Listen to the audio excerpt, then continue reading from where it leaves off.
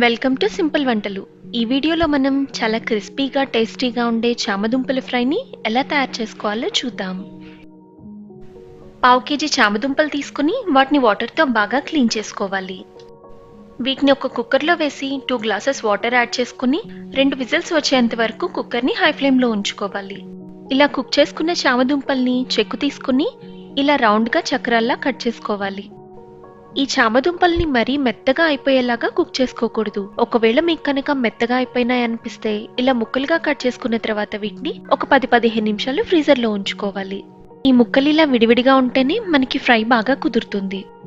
ఇప్పుడు స్టవ్ వెలిగించి పాన్ పెట్టుకుని అందులో 2 టేబుల్ స్పూన్ల ఆయిల్ని వేయాలి. ఆయిల్ హీట్ అయిన తర్వాత కట్ చేసి ఉంచుకున్న చామదుంప ముక్కలను ఇలా విడివిడిగా ఆయిల్లో వేసుకోవాలి. ఈ ముక్కలను కదపకుండా ఒక 2 నిమిషాలు మీడియం ఫ్లేమ్లో ఉంచుకోవాలి.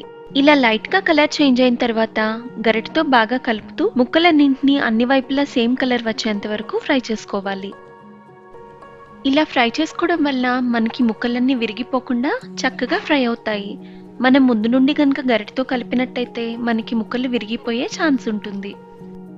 ఈ ముక్కలన్నీ బాగా క్రిస్పీగా ఫ్రై అయిన తర్వాత వీటిని ఒక బౌల్లోకి తీసుకోవాలి. ఇప్పుడు ఈ పాన్లో 1/2 టీ స్పూన్ ఆవాలు మినపప్పు, 1/2 టీ స్పూన్ జీలకర్ర, కొద్దిగా కరివేపాకును వేసుకోవాలి.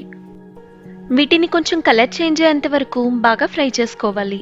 ఇప్పుడు ముందుగా ఫ్రై చేసి పెట్టుకున్న చామదుంపలను వేసుకుని దానికి సరిపడా సాల్ట్, కొద్దిగా పసుపు, 1/2 టీ స్పూన్ కారాన్ని వేసుకోవాలి.